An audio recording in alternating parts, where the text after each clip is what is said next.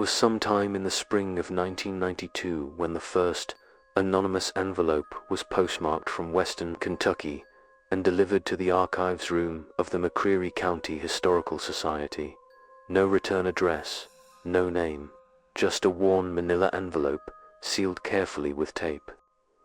Inside was a photocopy of a yellowed blueprint, a black and white photograph of a small chapel at twilight, and a note typed on a manual typewriter that read simply, "You buried the wrong one." The blueprint went unexamined for months, stored under a stack of unrelated ephemera until a summer intern, sorting through the unsorted pile, brought it up to the main office and asked why a church design would include subterranean living quarters. She'd traced it, out of boredom more than anything, to a structure listed as St. Dorothy's Retreat Chapel, constructed in 1971 just outside the unincorporated town of Ashwood Hollow. According to county records, it had burned down in 1983. No fire report existed, only a vague insurance note, total loss, origin undetermined. But what persisted was not agriculture or commerce, but silence. That land held the kind of quiet that felt deliberate, as if waiting. What emerged over the next 6 months through interviews, maps, probate records, and faded letters was a portrait not of a crime in the traditional sense, but of a structure built around one. A long gestating story that had no single inciting act, no murderer in a storm, no missing girl crying out from a well. The story of Ashwood Hollow and the chapel that rose and fell there is, at its core, about what people can build when no one is looking, what they will believe if told it long enough, and what they are willing to sacrifice in the name of salvation.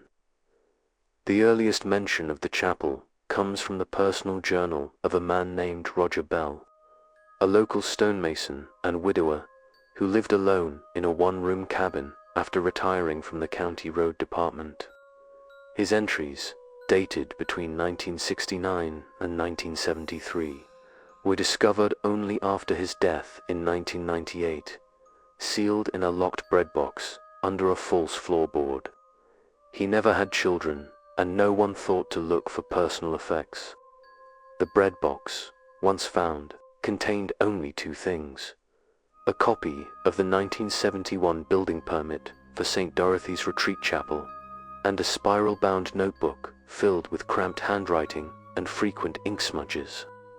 In it, Bell writes not as a builder but as a kind of penitent obsessed with precision, detail, and a sense of duty far exceeding the job he was hired for. He refers repeatedly to the vision and the silence beneath. In one entry, dated February 6, 1971, he writes, "Mr. Garrow says it has to face west. I told him that's strange for a chapel, but he says it's not built for services. It's not built for people, really. He says it's for keeping something out. Or maybe in. He says I'll understand once the stone's in place." I told him that's not why I was hired. He just laughed and asked if I could still recite the prayer my mother used to make me say before I slept. I didn't answer.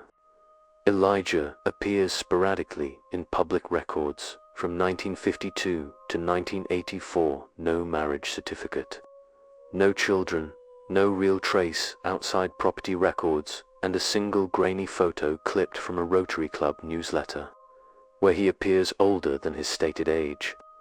Locals who remember him describe a tall man with a thick moustache, always in brown suits, always courteous, but somehow distant. He rarely spoke in town.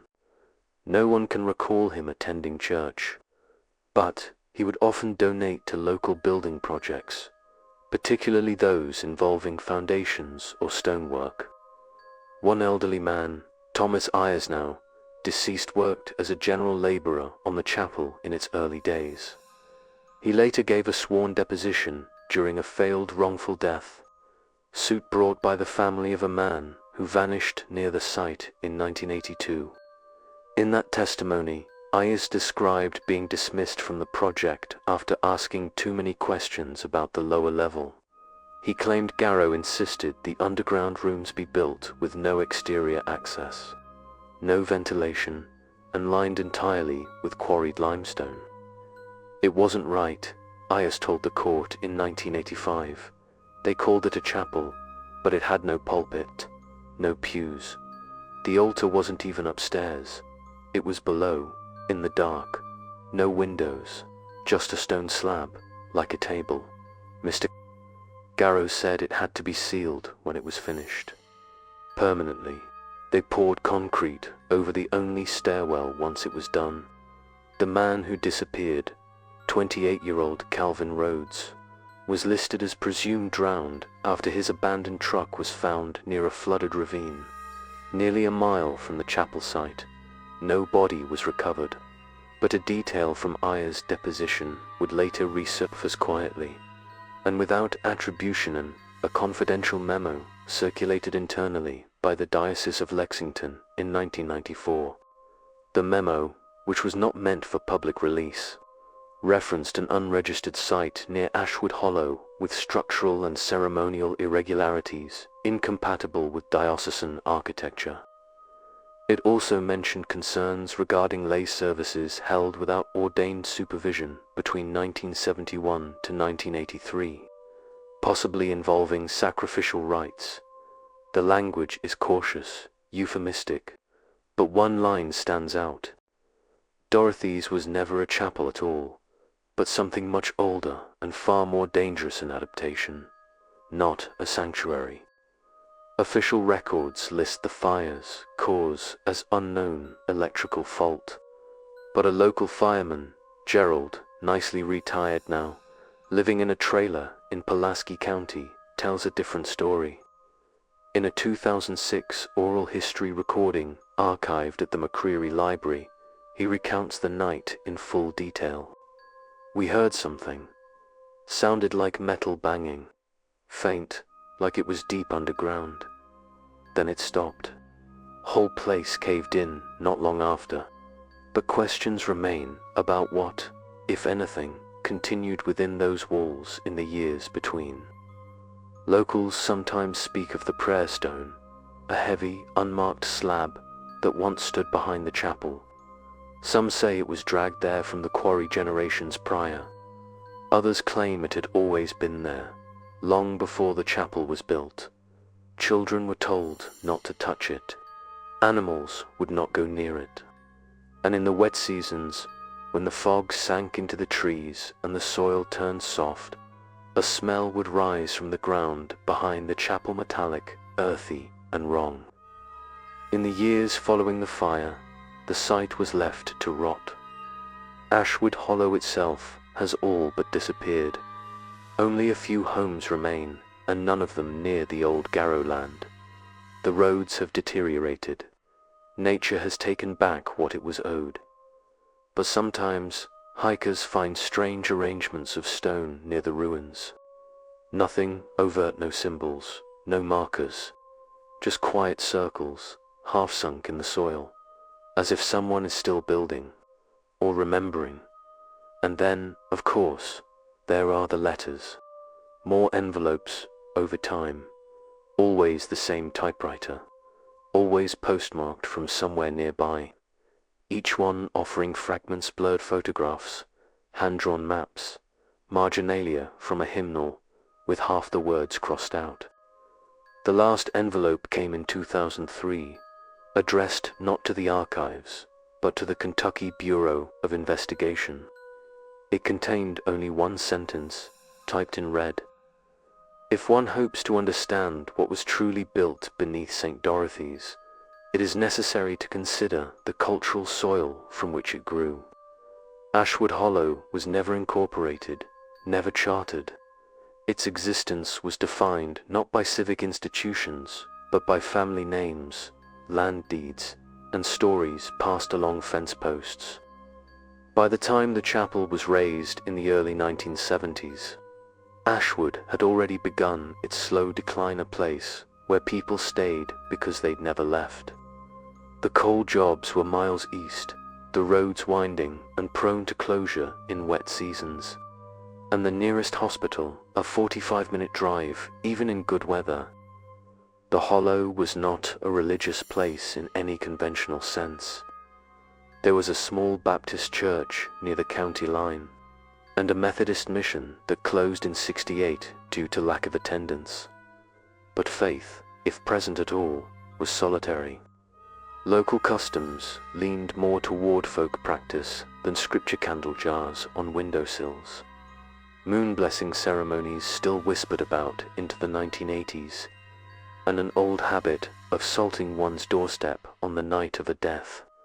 No single belief ruled, and no preacher held sway, which is perhaps why someone like Elijah Garrow could step into the role he did, unnoticed by those outside and unchallenged by those within. Garrow never called himself a priest.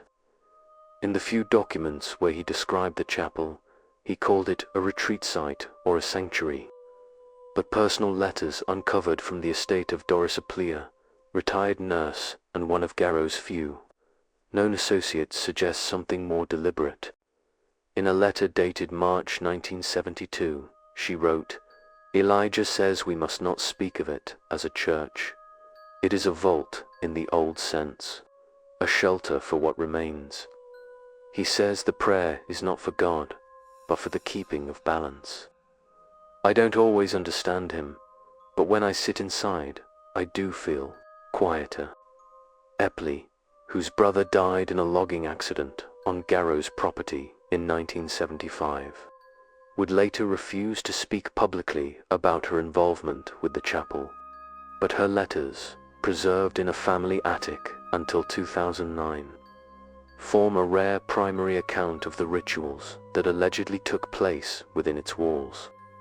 She describes what she calls evening observances, small gatherings of no more than 10, always conducted after dark, involving candlelight humming chants and the recitation of a prayer with no known liturgical source.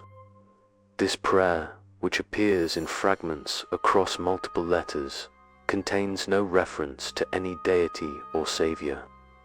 Instead, it invokes the keeper, the bound threshold, and something referred to only as the wither. The tone is neither supplicant nor grateful. It is cautionary, as if not a prayer of worship, but of warning. Beneath stone, remain stilled. Beneath salt, remain veiled. Beneath us, remain sealed. Do not rise before your name is lost. The structure of the prayer, with its triple-line cadence and mnemonic phrasing, suggests oral transmission likely passed down, modified, and regionalized over generations. Folklorists consulted by the McCreary Historical Society believe it may be linked to Cumberland burial charms, a tradition traceable to early Scotch-Irish settlers who once inhabited the highland folds of eastern Kentucky. These charms were not intended to protect the dead, but to bind them.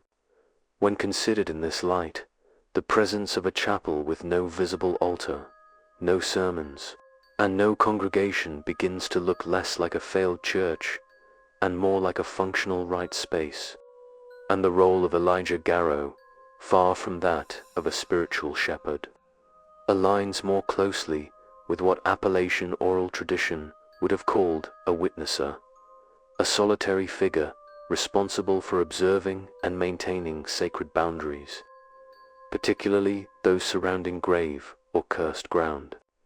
That Garrow himself disappears from all documentation after 1984 only compounds the mystery. No death certificate, no recorded sale of the land. His last verifiable sighting was at a hardware store in Stearns, where he purchased 6 pounds of quicklime and asked for it to be double-bagged for moisture. The store owner, Willard Prowse, later testified that Garrow seemed distracted, repeating under his breath the phrase, "Not the breath, not the breath." When asked what he meant, Garrow reportedly smiled and said, "That's the part that gets out first." If it had ended there an eccentric man, an ill-fated building, and the silence of a dying town, the story might have faded into the same soft forgetfulness that swallowed so much of rural Kentucky in the late 20th century. But in 1995, something unexpected surfaced. A work crew repairing a collapsed stretch of Route 700 near the Garrow property unearthed a sealed stone chamber roughly 4 feet underground. It was not listed on any building plans, nor registered with the county. The chamber contained only 2 items, a broken crucifix and a weathered wooden stool. No bones, no documents, no signs of recent use. But what drew attention was the symbol carved repeatedly into the chamber walls, a crude spiral intersected by a vertical slash. The same mark appears in Roger Bell's journal, drawn shakily in the margins next to an entry from June 1971. He asked me to carve it into the slab, said it was the only way to anchor it, told me not to worry what it meant. Said meaning is how things slip through. The discovery of the chamber caused only minor local interest at the time. It was attributed to some forgotten building project, and the spiral dismissed as a personal emblem or decorative flourish. The site was resealed within days, but in subsequent years, several similar spirals began appearing in graffiti throughout neighboring towns. One was carved into a bridge girder outside Whitley City. Another appeared etched into a tree trunk in a schoolyard in Pine Knot. The most recent was burned into the side of an abandoned barn near Flat Rock in 2001. No witnesses, no suspects. Just the mark, left there like a breath held too long. And then came the incident at the juvenile psychiatric facility in Somerset. In 1998, a 13-year-old boy was admitted after repeated violent outbursts and claims that his dreams were being dug into by someone with a dry voice and a prayer made of stone. His name was Miles Tierney, a foster child with no known history of trauma prior to his placement in a home less than 5 miles from the ruins of the chapel. His file, partially declassified in 2007, includes this excerpt from a psychological evaluation. Patient fixates on a recurring dream involving a spiral-shaped door beneath soil. Claims to hear recitations in a language he cannot understand, but feels in his chest. Draws repeated images of underground rooms, all lit from within by unseen sources. Patient reports overwhelming sense of being watched, not from above, but below. Uses phrase, the breath in the dirt repeatedly. There is no known connection between Miles and Elijah Garreau, no genetic link, no shared family history, and yet the language used by the boy phrases, eerily similar to those found in the Garreau correspondences and Bell's journal, suggests a transference of some kind. Not knowledge, exactly, but exposure. One staff member at the facility, speaking anonymously for fear of professional reprisal, reported that Miles's behavior would change near limestone surfaces. He refused to enter rooms with limestone tile. He would press his ear to basement walls and listen for the knocking. In one incident, he began speaking in what sounded like a reversed form of English syllables, correct, syntax distorted as if repeating something he had heard backward. Miles Tierney vanished in 1999. His foster parents reported him missing during a winter storm. Tracks in the snow led away from the home but disappeared near the edge of the Garreau property. Search dogs lost the scent near the old quarry, and no physical evidence was recovered. He was declared legally deceased in 2006. Officially, there is no investigation into the chapel, the symbol, or Garreau's activities. The deaths and disappearances are seen as isolated, coincidental. The idea of something more, something ritualistic, or even preternatural has always been dismissed as the byproduct of rural imagination, trauma-laced folklore, or the fertile paranoia of small towns facing extinction. But in the aggregate, the pattern sharpens. A chapel built for no congregation, a prayer with no God, a basement with no access, a man who smiled when asked about breath, a child who dreamt of soil whispering. None of it is conclusive, but neither is it easy to ignore. And perhaps that is the most dangerous kind of mystery, the one that never quite resolves, that leaves behind just enough to unsettle, but never enough to indict.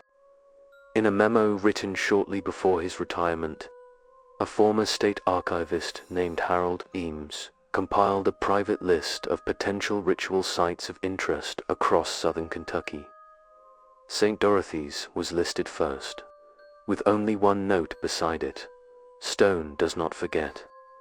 Only people do." It wasn't until 2003 that the first formal request was made to excavate beneath the chapel.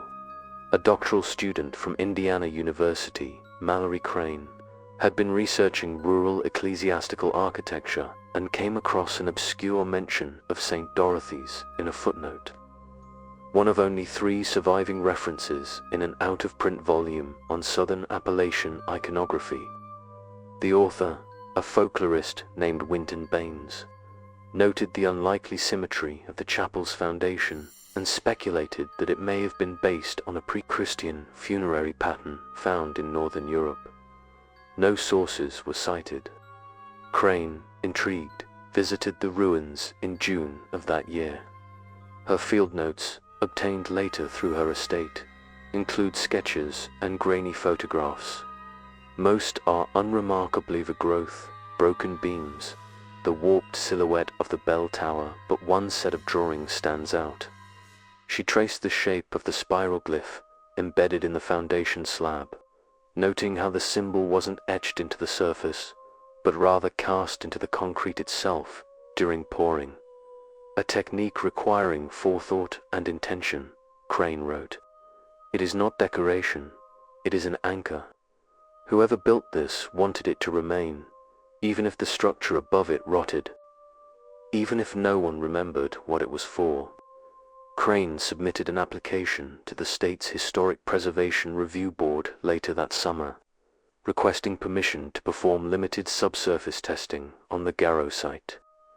Her proposal was thorough invasive scans first, followed by careful digging along the perimeter. She cited the possibility of early settler ritual practices and unregistered burial architecture. It was denied within weeks. The reason: insufficient cultural significance and community resistance. The resistance came from exactly 3 sources, all descendants of the original Bell and Landers families who had remained in the hollow. They claimed the land held personal meaning and cited obscure clauses in the county's land management ordinances. In a letter to the board, Mrs. Opal Landers wrote, "It was closed for a reason. Don't wake up what was meant to be put down. We let it sink for a reason. If you dig, you'll take something with you." That phrase, "you'll take something with you," appears again years later, during a deposition for an unrelated property dispute. It was spoken by a man named Joel Rittenhouse, then in his 60s, who had lived 2 miles from the chapel his entire life. When asked whether he had ever entered the ruins, he replied, "Went in once when I was a boy, just after the fire. Didn't go far. The floor was warm, though the rain had been steady all week. There were no flames left, just that smell. Hot earth, like something breathing through its mouth." The idea of breath warm, invisible, and present returns again and again throughout the accounts, scattered like loose threads that resist being pulled together. Some believe it's symbolic, the echo of forgotten trauma given shape by suggestible minds. Others argue it's a symptom of something physiological: radon gas emissions from the surrounding rock formations, or the exhalation of trapped geothermal heat. But those explanations fail to account for the consistency, the specificity of the accounts across time and witnesses. Breath doesn't just rise from the earth it calls, it names. In 2005, an incident occurred that briefly reignited public interest in the chapel. A young couple hiking near the Garrow property reported finding a sinkhole partially obscured by brush. Inside was a small wooden object, what the man initially mistook for a child's toy. It was a crude figurine, carved from birch or poplar, with no arms and a vertical split running from chin to sternum.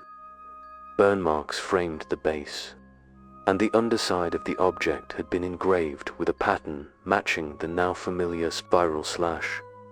The figurine was photographed but ultimately lost. The couple, Kevin and Denise Wallace, left it where they found it, believing it to be part of a local art installation or prank. Days later, they were both treated for acute insomnia and mild disorientation. Medical records from McCreary County General note that Denise reported hearing sounds from beneath the floorboards of their home. Though the house was built on a solid slab, Kevin refused to sleep indoors for several weeks, claiming the air inside the house tasted like copper and cinders. While no direct link between the figurine and their condition was ever established, a forensic psychologist consulted on the case, Dr. Grace Melton, later admitted in an interview that both patients displayed symptoms consistent with a rare form of shared delusional disorder, sometimes seen in isolated pairs exposed to traumatic environments. She stopped short of labeling it a true folie à deux, but noted whatever they experienced, it was internalized identically. Following this event, a quiet campaign began among a handful of academics and amateur folklorists to compile any remaining material on Elijah Garrow and the chapel. A private archive was formed, containing scans of letters, journal excerpts, photographs, and audio recordings allegedly taken near the ruins. One tape in particular became the focus of much speculation. An unlabeled reel-to-reel believed to have been recorded in the late 1970s. The audio is nearly an hour long, and mostly consists of ambient noise, whined, soft scraping, the creak of old wood. But at the 37-minute mark, a low voice is heard reciting something faint and rhythmic. Audio analysts disagree on the exact wording, but it matches the cadence of the Epley prayer. What's most notable is the echo a second, barely audible voice repeating each line half a beat behind the first. It is not mechanical echo, it is not stereo bleed, and it does not match the timbre of the first voice. Those who have studied the recording claim it evokes a sensation of claustrophobia, an unconscious tightening in the chest. Some describe dizziness. A former archivist, who requested anonymity, said, "It's like listening to a man trying to remember his own eulogy, like he's afraid to get it wrong." In one of the final known letters, attributed to Elijah Garrow, dated February 1983, and addressed to an unknown recipient, possibly Epley, or a member of the original building crew, he writes, "I have done what I can. I have sealed it to the best of my knowledge. But the ground itself is not still. It was still once. It remembers that, but it no longer is. And memory, when it returns, is never quiet." The phrase "sealed it to the best of my knowledge" has puzzled researchers. Was Garrow referring to a literal sealing of a subterranean space, or something less tangibly an idea, a story, a ritual that had outlived its keepers? A surviving blueprint fragment discovered behind the paneling of an abandoned farmhouse east of Pine Knot may offer a clue. The diagram shows what appears to be an extension of the chapel's foundation, descending below grade in a hexagonal pattern. The notes, scrawled in an unknown hand, contain only 2 words beneath the shape: rest chamber. There is no record of such a room in any formal construction permit. No evidence in the county archives. no architectural precedent in regional chapel design. And yet, multiple oral histories speak of the room no one enters and the cold stare behind the bell pull. If a space beneath the chapel truly existed, it has never been found, or, if found, never disclosed. The land today is quiet, overgrown, swallowed by trees and time. But a final anomaly emerged in 2008. A forestry surveyor performing drone mapping for timberland appraisal captured thermal images of the hollow. Among the data, a single anomaly, a rectangular heat signature, 4 meters by 2, registering several degrees warmer than the surrounding soil. The signature lay directly beneath the coordinates of the chapel ruins. The report was filed, logged, and forgotten, until a junior analyst flagged it the following year during a separate review of environmental abnormalities. In her summary note, she wrote, "Soil temps suggest a possible heat source just under surface. Unlikely natural. Remnant from structure. Geothermal pocket. Odd shape for either. The image remains in the database, marked inconclusive. But for those who have followed the story, the ones who know of the breath, the prayer, the boy, they see it for what it may be. A pulse, not alive, not dead. Just remembering." The 2010s brought little public attention to the hollow.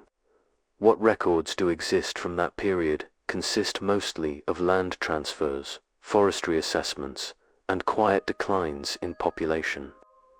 The last known permanent residents moved away in 2011, an elderly couple who had by most accounts kept to themselves. Their departure marked the effective end of continuous human habitation within 5 miles of the Garrow ruins. But the silence wasn't complete. In 2014, a private investigator named Calvin Dreyer filed a Freedom of Information Act request seeking access to sealed juvenile court records from McCreary County dating back to the 1970s. His interest was not initially related to the chapel. He had been hired by a distant relative to trace the lineage of a man named John Henry Bell, allegedly involved in a violent incident at a foster home in 1973. Dreyer's trail led him in circles. Several court transcripts had been lost or heavily redacted. Hospital admissions from the period showed names and injuries that didn't match reported police logs.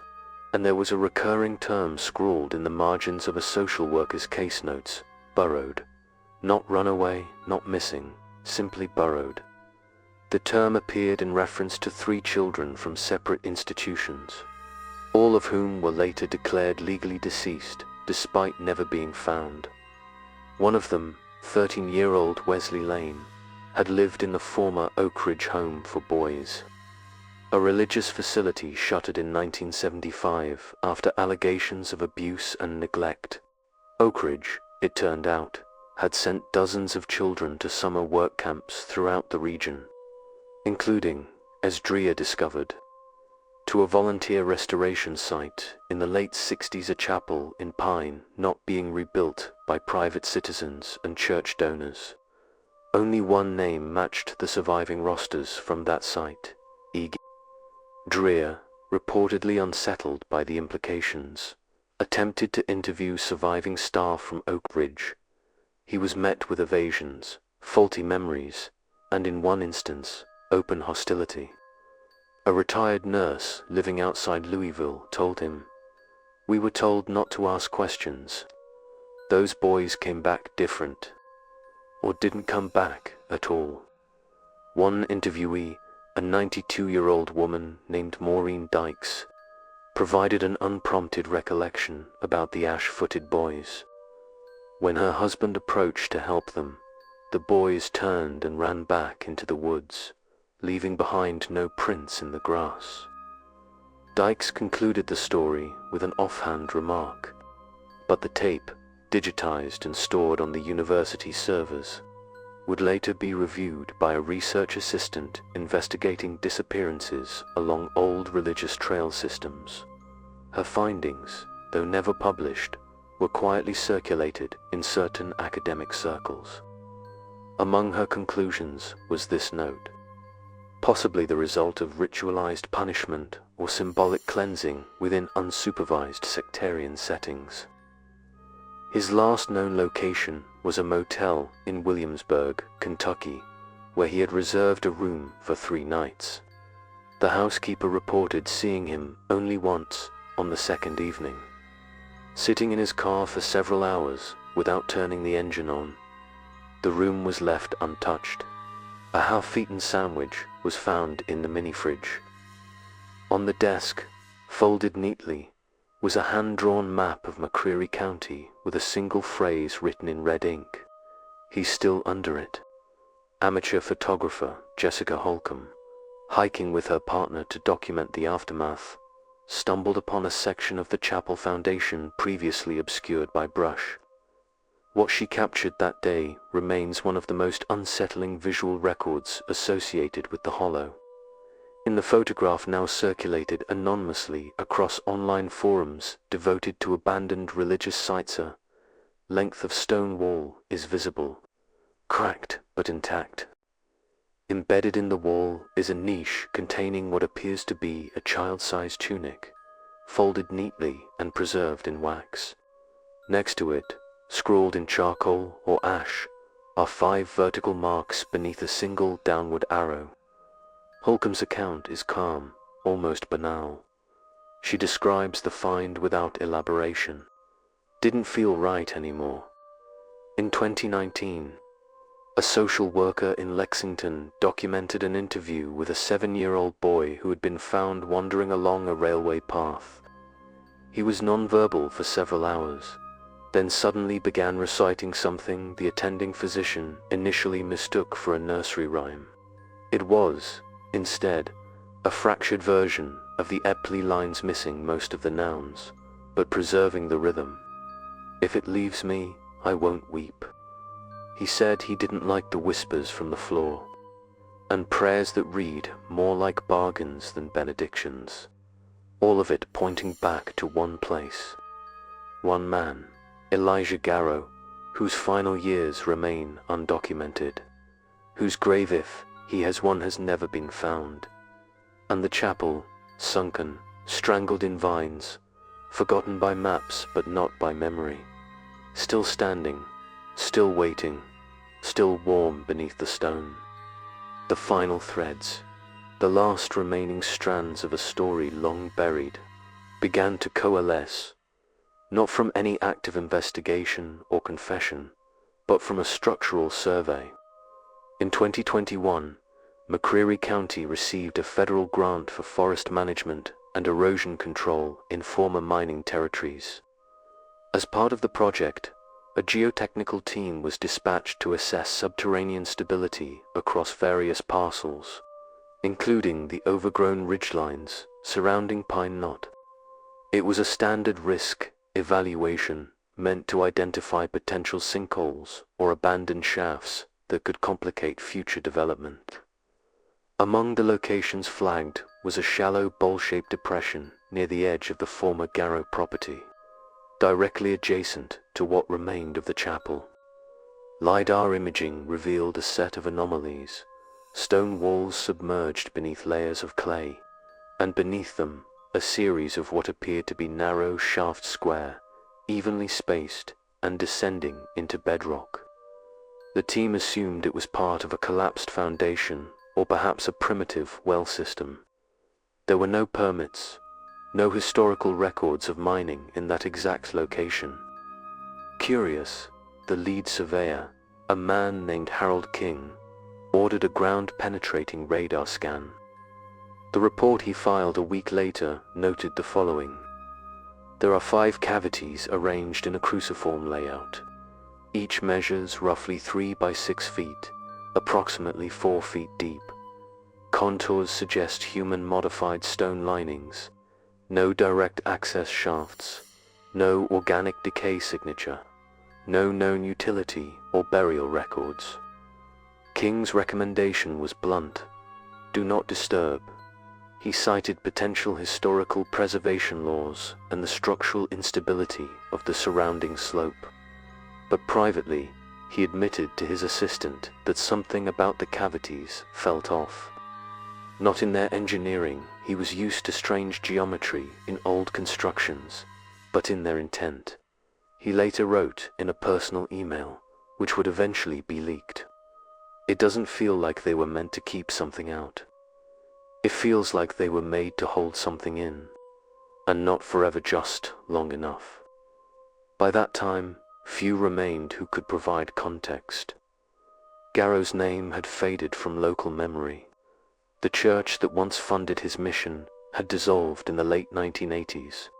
After a string of lawsuits and financial collapse, the only surviving elder from the original congregation, found in a care home in Corbin, claimed no knowledge of the chapel's history. She did, however, recall Garrow's voice. "He spoke like he was translating from another language," she said. "Even when he prayed, it felt like he was reading instructions." In the winter of 2022, a team of folklorists from the University of Kentucky released a limited circulation monograph entitled Regional Ascetics and Hidden Rites, an inquiry into rural Kentucky spiritual folklore. The book's final chapter was dedicated to the 5 mute paths, a phrase drawn from a corrupted oral tradition in McCreary County. The account, recorded in 1983 by a regional folklorist, described 5 children who walked into the ground after following a man with muddy teeth and a house with no roof. While this could be dismissed as typical mythological compression, the details, particularly the repeated phrase, "He folded their names into the dirt," resonated uneasily with the 5 subterranean chambers discovered near the chapel. One theory emerged: that Garrow, in his private rituals, had repurposed old stone techniques not to build a house of worship, but to construct a boundary-engineered vessel, and that the vessel required not brick or mortar, but witness and silence. There is no evidence that the chapel was used for formal gatherings after 1969, nor is there any indication that Garrow left the region despite the lack of a death certificate. In fact, the last confirmed sighting of him places him on the chapel grounds on an overcast morning in 1972, stacking stones into a small, spiral cairn near the base of a sycamore tree. The woman who passed him on the road that day, Sarah Venning, would later describe the scene to her granddaughter. He was humming something with no tune, just up and down like a rope being pulled through his throat. He smiled at me, but it wasn't for me. It was like he'd just finished something. That cairn was never found, but a similar spiral of stones was unearthed by a hiker in 2023 during trail maintenance. It was shallow, perhaps only 8 inches high, but aligned precisely with the 5 buried cavities documented by King's survey. Beneath the topmost rock was a single word etched into slate: ephod, a term from the Old Testament, sometimes referring to a priestly garment, sometimes to a ritual object used to divine God's will, or, as some fringe scholars suggest, a vessel, a tool for channeling or binding. That final fragment, its meaning ambiguous, its placement deliberate, was quietly reported to the County Historical Society. No press release followed. The report was filed, boxed, and placed in the 3rd-floor archive room, where temperature fluctuations frequently damage the labeling ink. Already, it is difficult to read. As for the chapel ruins, they have returned to silence. Nature, unhurried and impartial, has resumed its steady erasure of the site. Trees lean into its skeleton. Moss climbs the joints. The air remains still, but something has changed in the folklore. In Pine Knot and the neighboring communities, old stories are surfacing with unusual consistency. Children speak of a man with no mouth who walks backward across their fields. Teenagers dare one another to camp near the chapel, only to return, pale and exhausted, their watches stopped at 3:14 a.m., and the prayer still fragmented emerges again, whispered at school desks, carved into picnic benches, found written backward inside a second-hand hymnal, always incomplete, always altered, but carrying the same cadence. If it sees me, let it keep me. If it hears me, let it sleep. If it calls me, I will answer. If it feeds, I won't be me.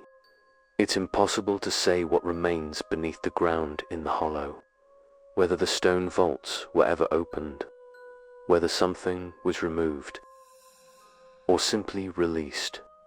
No signs of disturbance have been documented, but locals, when pressed, will admit one thing.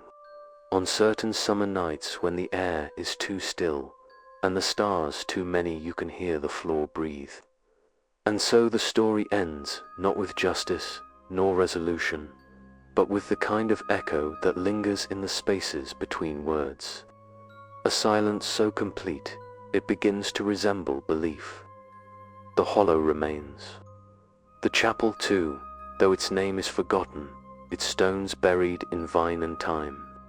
The children who vanished are remembered only in broken stories, their names folded into dust, their prayers changed by tongues too young to know what they echo.